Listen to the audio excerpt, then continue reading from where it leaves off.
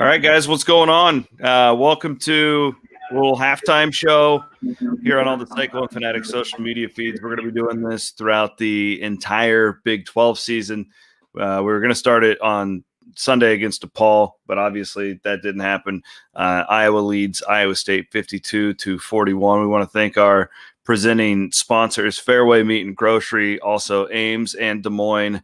I care for the whole family. And Maddie Van Winkle joins me along with Jared Stansbury, who's at Carver Hawkeye Arena, where I'll get things started, Matt, and then you can take over as we take a look at the box score here. But, Jared, I thought Iowa State, the one thing I'll give them credit for here is really competing tonight. I feel like the Cyclones, they got down 9-2 early, come back, they make it a game. But to be down 11 with the amount that Luka Garza played and give up, 52 points in the first half, there's a lot. I think a lot of positives to take from that first half, but the thought of winning this game seems fairly grim at this point for Iowa State. What did you see there at Carver Hawkeye Arena?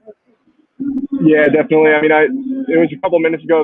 Iowa State was down 2, and Luka Garza had played. It only been 7. And I was like, man, the fact that you're still down 2 when Luka Garza only played 7 minutes makes it feel not overly encouraging for what Iowa State can do in the second half of this game. But at the same time, I think it'd be hard to say that this probably isn't Iowa State's best half that they've played so far this season. I thought that you saw some really good things from them on both ends of the floor.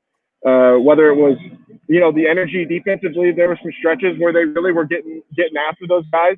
And then, on the offensive side, when you're able to knock down some shots and you see those guys being active on the offensive glass, then they're able to do some stuff. But, it's figuring out a way to be able to prolong that for stretches rather than just be, not just a situation where you can do that for 2 minutes or 3 minutes and you can go on a little bit of run, but how can you make that, go from 4-minute stretch to 4-minute stretch to 4-minute stretch and not dig yourself back into holes?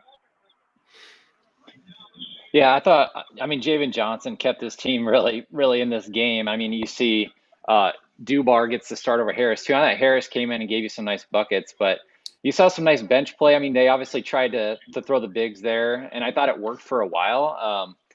I'd really like to see – I'd like to see more from Condit. I know they talked about it in the broadcast, but I think he's going to need to be more of a presence in the second half, really match up with those big guys. I mean, you saw Nunji there just getting some easy buckets, but Chris, what did you see from Javen Johnson? I thought he had a solid half. He looked good. That's the type of player that Iowa State needs him to be. I mean, that's really what I'm looking for in this basketball game.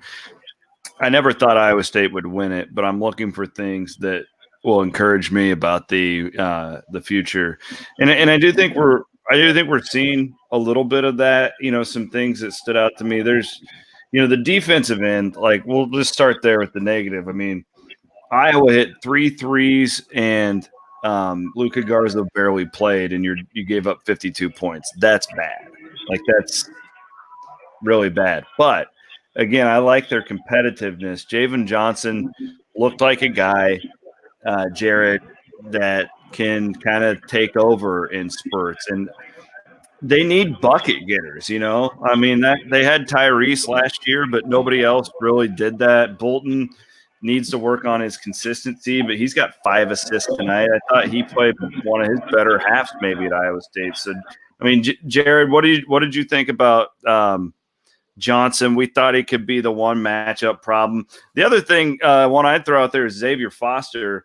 Comes off the bench, really his first real playing time of his career. I thought he looked pretty uncomfortable there for the first minute or so, but I thought he settled in nicely.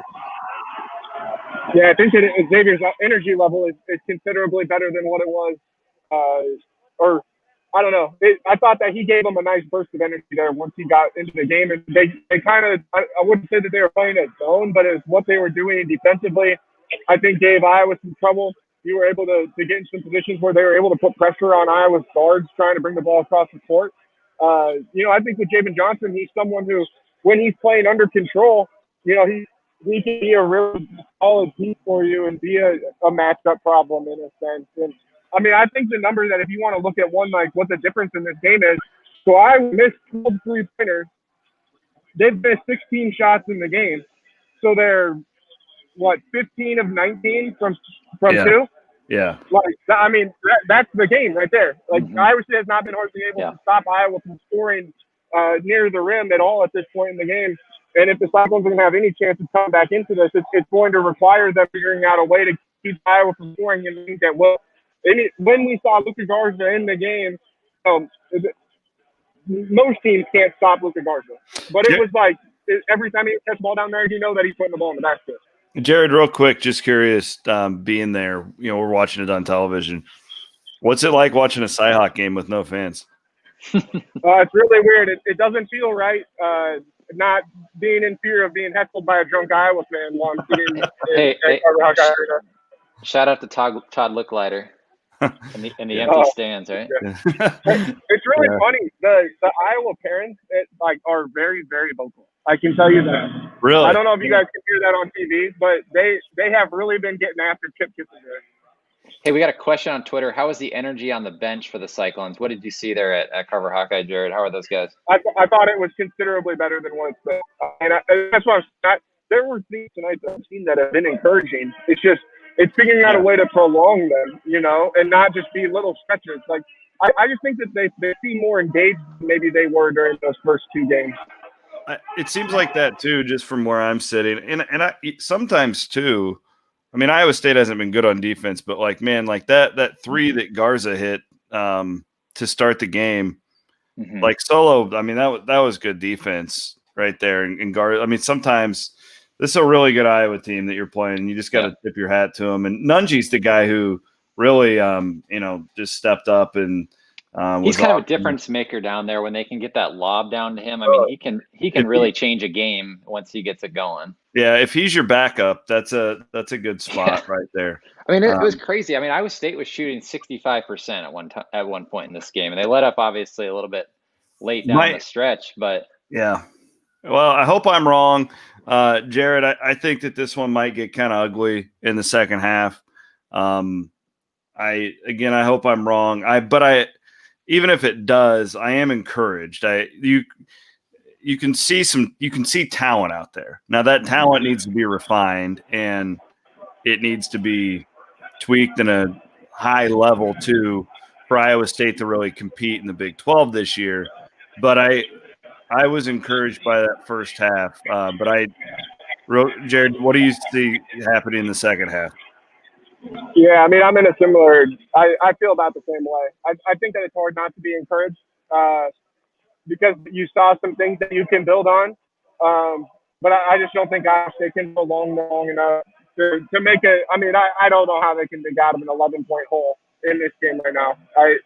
Maybe if they've been able to keep it – yeah, I mean, maybe if they've been able to keep it to, 6 or 7, I could see it. But you're going to get Garza again if you're Iowa here to start the second half. Unless he gets into foul trouble again really early in the half, I don't know. I don't see it. So it's going to take something crazy happen. Garza was the third leading scorer and didn't have a rebound in the first half. That's kind of we barely played. Yeah, he only played 7 minutes. Yeah, played 7 minutes. All right, so, guys, stuff, thanks. Guys. We'll do this for all of our viewers. We're going to be doing this throughout the season. Seems to get great response, and we appreciate all of you tuning in. So we'll see what happens. I'll have instant reaction after the game. Jared is in Carver Hawkeye Arena. Obviously, he's going to have complete coverage after the game, and we'll get videos up for you guys and complete coverage. And Maddie, thank you very much. Matt does a great job producing these things with all these graphics. It's awesome. And Jared, get home safely. We'll be in touch. Thanks, All right, guys. guys. Enjoy. Stay safe out there. We'll talk to you after the game.